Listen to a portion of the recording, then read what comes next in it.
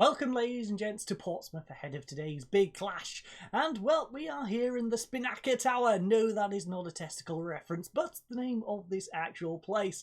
So before we get into that one, we do of course have some games to catch up on as well as some news too. So let's head on into Football Manager. The first game saw us welcome 14th place side Colchester United to York in what was a surprisingly competitive game, especially when 10 minutes in Colchester took the lead.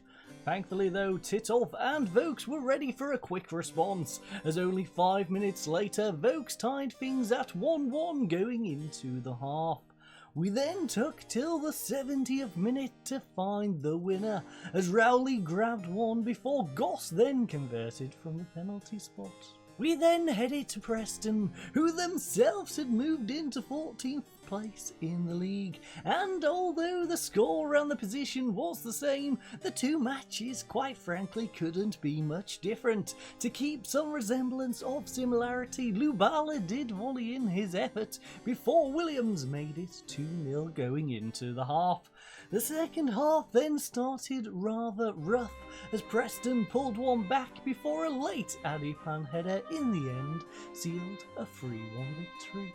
After sneaking back into second place in the league, we then took on top of the league Huddersfield, and this game was in the end a hard-fought win, both goals taking till the second half. Firstly through Williams before Provider then turned scorer as Vokes put away Brandon's assist.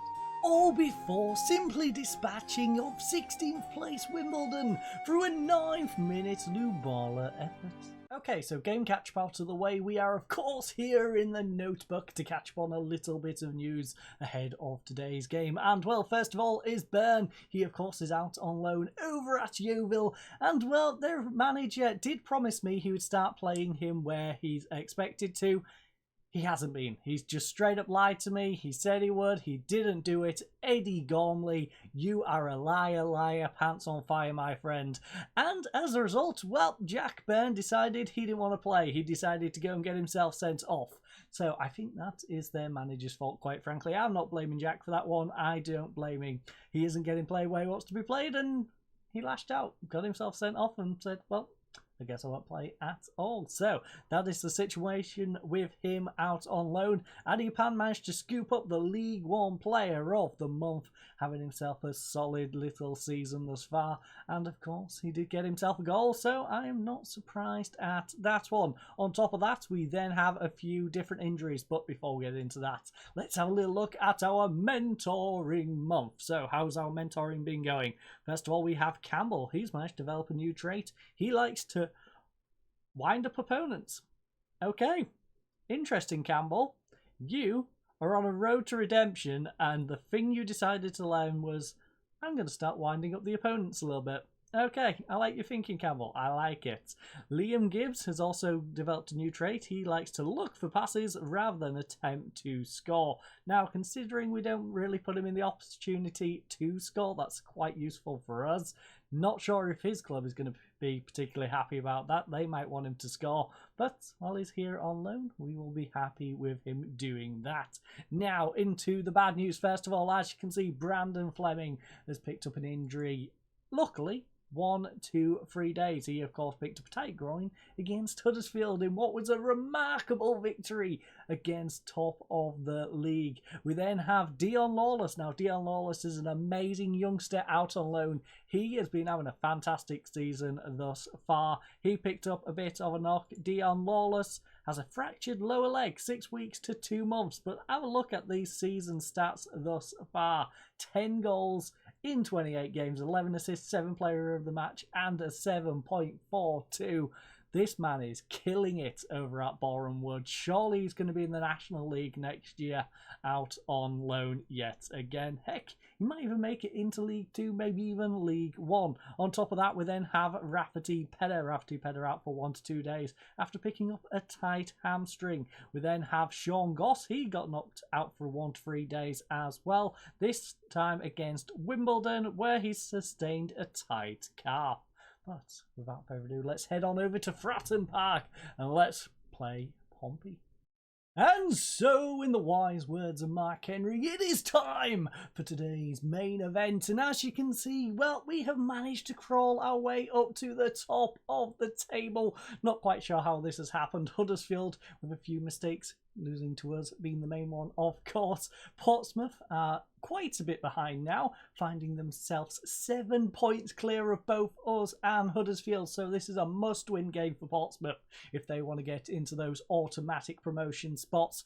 We just need to hold out. Hopefully we can pick up a victory, because I think Huddersfield at home to 24th place Northampton is probably going to pick up a win. So if we want to hold on to that top spot, we need to win today. There isn't any other real big games going on, so without further ado, let's head on into the tactical meeting screen. So we are going to apply the opposition instructions, of course. This is first versus third, 15 degrees Celsius and calm here in Fratton Park. Very good pitch condition. 18,836 tickets have been sold out of a 19,669 capacity. And well, our team is pretty much at full strength. There is only one change to the lineup. Alan is coming back in as Goss still has a little bit of a niggly knock. That means our team is Prisbeck in goal, a back line of Fleming, Shipley, Adipan and Titov.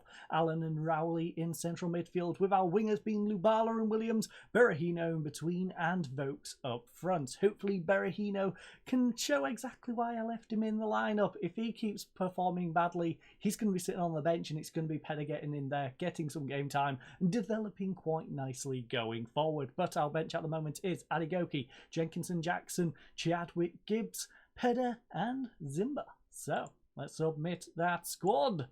Let's crack on. Hopefully, like I said, we can pick up a victory here today. They do have themselves a Fisher, but hey, that's fitting. The goalkeeper's called Bass, and they have Daryl Fisher. Okay. Slightly amusing. Anyways, we're going to do a bit of punch fist, bit of motivation, motivate lads, because our history against Portsmouth, not particularly great. I believe we've played them twice, lost both games. So we'd like to actually beat them this time. We can potentially lose our lead. No, that's not what we want to do. We don't want the fans one, because we are away from home. You know what?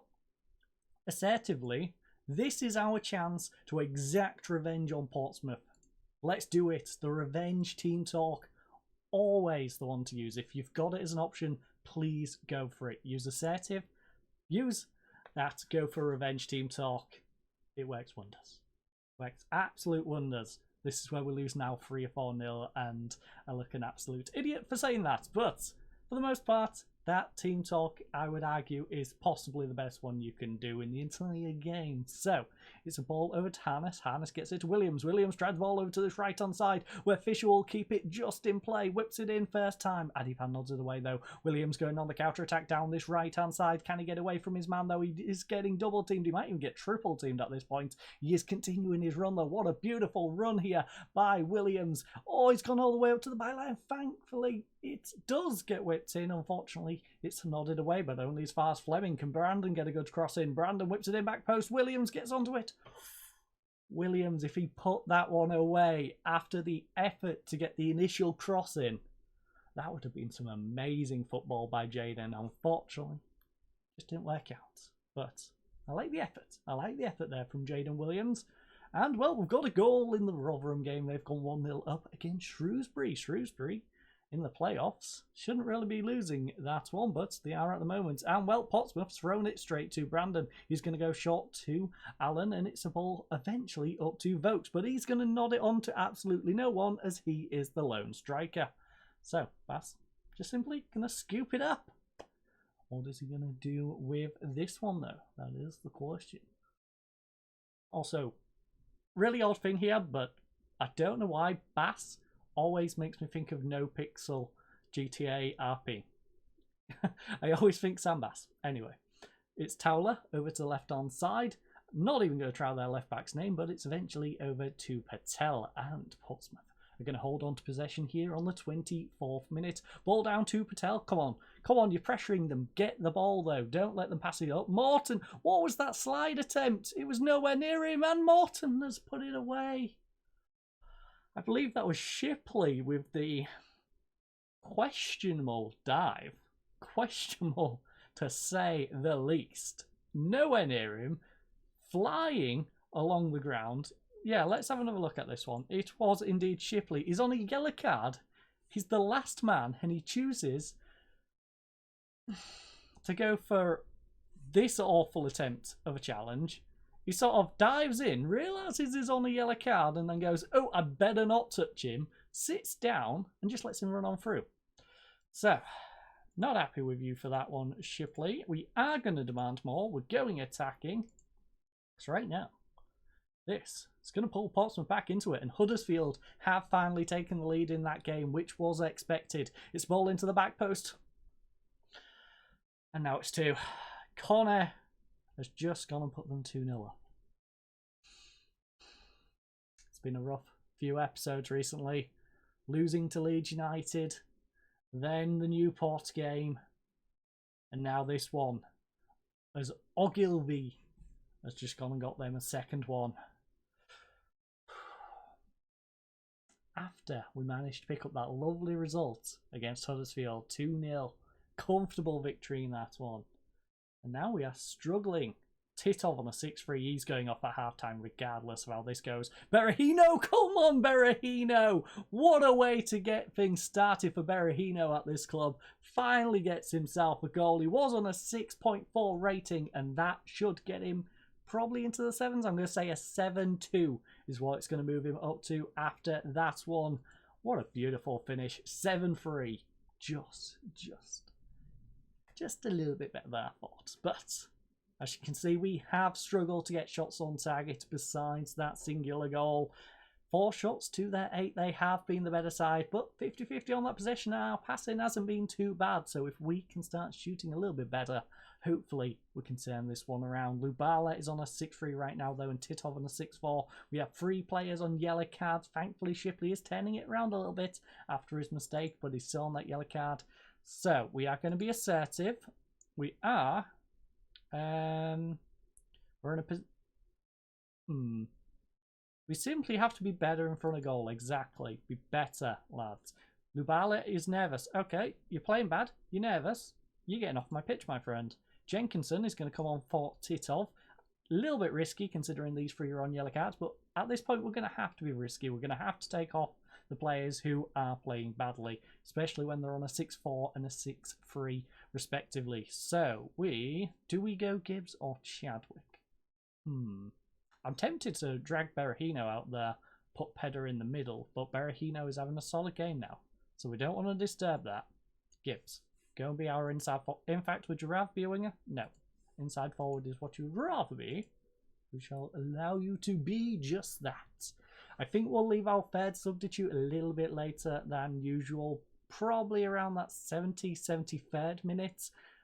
Give him an extra 8 minutes or so, because we do have, although Rowley is on the yellow card now, and he's getting tired, and he's on the 6-6. He's got the trio of bad things going on. I think we might be taking Rowley off in the next couple of minutes. We'll take him off at normal substitution time. That has completely twisted me back round to our normal plan. So, Williams going to play it inside now to Harness. Harness back to Williams. Williams, ball through to Morton. Thankfully, Fleming intercepts it, plays it to Allen. He has put Allen under pressure though, and he does get dispossessed in the end. It's a 1-on-1 with a goal. Brandon shouldn't have put Allen under that pressure. But Allen, you're an experienced player. Possibly one of the most, if not the most experienced player in this team. You should be not losing the ball like that. Allen. Right. Well, substitution. Gonna come a little early. In fact. Berahino, get up there. We need goals. We need plenty of goals. Now, Vokes, what would you prefer to be? Interesting. In that case, we'll go Poacher. You can be a deep line playmaker. Chadwick can come on for Rowley. Now, I think what we'll do is this. You can go out there. Gibbs can go into that playmaker role. In fact, how would you two be? It's a 2.5 and a 2, or 2 2s. 2.5 and a 2, I guess, is what we shall go for then. So you can be that way around. Forest Green, by the way, 1-1 at home against Blackpool. Northampton, though, not doing us any favours as they are currently losing 1-0 away to Huddersfield. But Patel plays it inside to Harness. We need to pull 2 goals back just to get a point. It's not looking good in this one, but come on. Let's have a little bit of pride. Let's fight back in this one. Even if we can't pick up the victory, let's try and get a second and not concede a fall through a stupid penalty, Jenkinson.